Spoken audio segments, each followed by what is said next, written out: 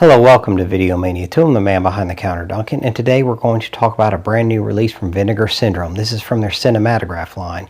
It is Drop Zone, starring Wesley Snipes and Gary Busey, as well as Yancey Butler, Michael Jeter, and Malcolm Jamal Warner. It's directed by John Badham, who did Saturday Night Fever and Stakeout, among many titles. He's been around a long time.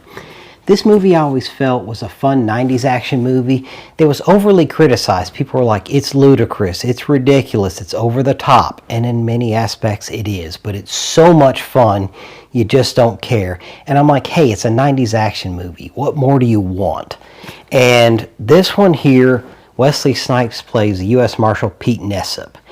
And the movie starts out with Michael Jeter's character, Earl Leedy, is in federal prison because he worked for drug dealers doing computer stuff and he would help them launder their money. But he was in prison, but he's going to testify, and the Marshal Service needs to move him somewhere else where he'll be more safe, because it starts out another prisoner tries to kill him because the drug dealers are trying to get him offed. And so they transport him via commercial flight. And Ty Moncrief, Gary Busey's character, gets on the plane with his crew, and they hijack it, and they blow the door open and kidnap Earl Leedy, and they parachute out of a 747 at over 30,000 feet. And nobody believes Pete Nessup that this could have happened. And his brother Terry, who's also a marshal, tried to stop the hijacking, but he was killed. And that's the dramatic moment here that gives Pete Nessup his motivation. So the FBI and everybody else believes that Terry just was acting like a cowboy and it was his fault, and Pete Nessup knows better, and he saw what he saw. He believes he saw him blow the door open and parachute out, and everybody's like, that's impossible. But he does some investigating after he's suspended because the Marshal Service wants to blame him and his brother. So he's suspended now, but he takes what money he has, and he's not going to let this go. So he goes down to Florida, and he talks to the military, and they say it is possible, but it'd be tough to pull off, but they give him some names. So he comes up with Jess Crossman, Yancey Butler's character, who's quite a feisty character. She's really fun in this, and Yancey Butler is great. And their chemistry actually really works here. So he tells her and convinces her to help him out, and she really doesn't like marshals or any kind of law enforcement. So they reluctantly work together, and then her boyfriend, who was part of her ex-boyfriend, I should say, is part of Ty Moncrief's crew. He's later killed because he was identified among one of the hijackers. So Ty Moncrief kills him, and Jess Crossman used to be involved with him, so now she's upset. So she has motivation as well. So they're both working together, kind of reluctantly at first.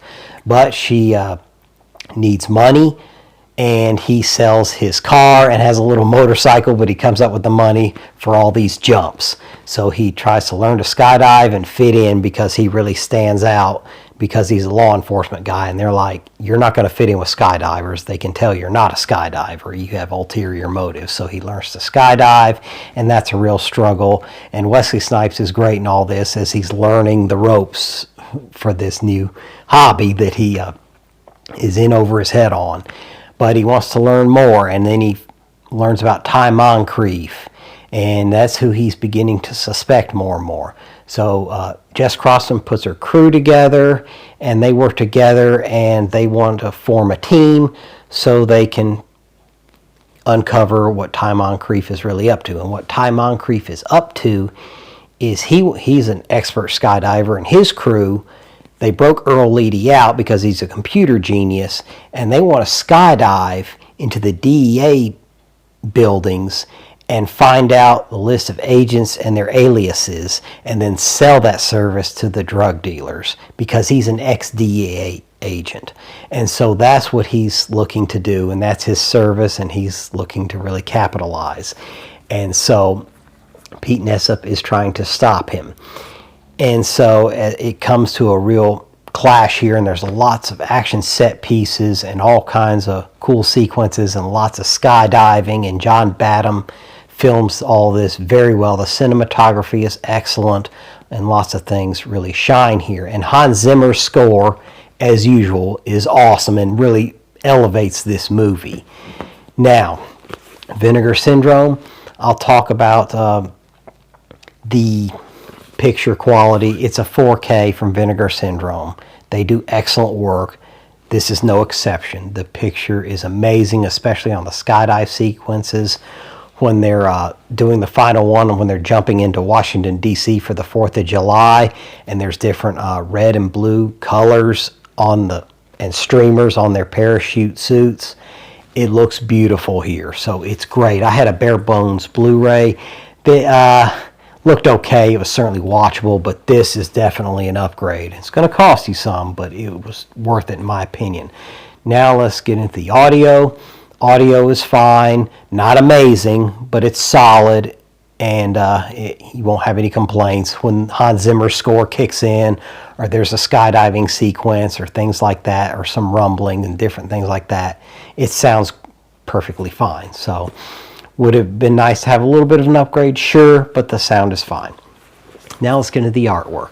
Vinegar Syndrome, as we know, is bar none the best at this, in my opinion. Here's the front of this case. There's the back.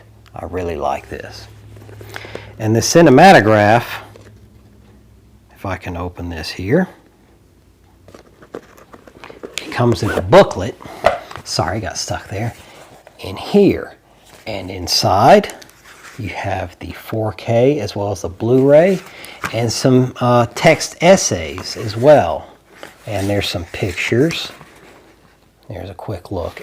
And there's 4 or 5 different essays, which were pretty interesting reading. What I did learn from reading these essays, that Steven Seagal was once attached to this project, but he wanted $15 million, and they were considering it, but for whatever reason, it just didn't work out. And I think Wesley Snipes was a better fit for this movie, so I think that worked out in the film's favor for this thing. Steven Seagal was good at what he did, but Wesley Snipes, I feel, was a much better fit here. So, the special features, it is loaded. Let's go over some of that. It's also, this 4K is in Dolby Vision HDR. And there's a new commentary with director John Badham, cinematographer Roy H. Wagner, and moderated by Cinematograph's Justin LaLiberty. There's also commentary with journalist Max Irvey, Surfing in the Sky documentary, interview with producer Wallace Nacita, Symphony of Skydiving, film music historian Daniel Schweiger about Hans Zimmer's score, which I said is excellent. Whose films are these anyway? From filmmaker to movie maker. Video essay by Daniel Kramer about John Badham's career. The text essays that I mentioned where I learned the Steven Seagal tidbit.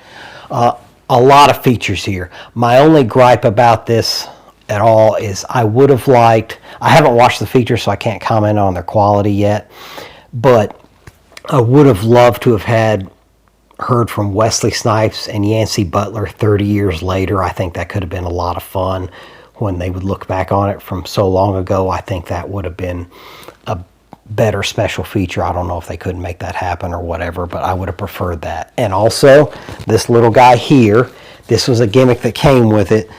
Some of them you could order a parachuting man with the Cinematograph logo on here. This thing's actually functional. I did try it out if you wanted to know that.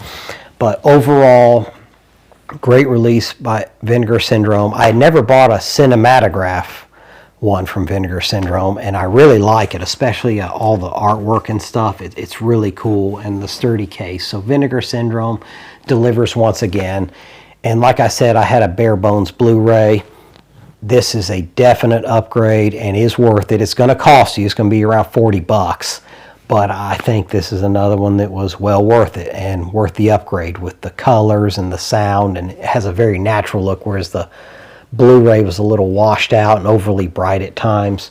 This is another great release. So don't forget to like and subscribe, and I'll see you next time.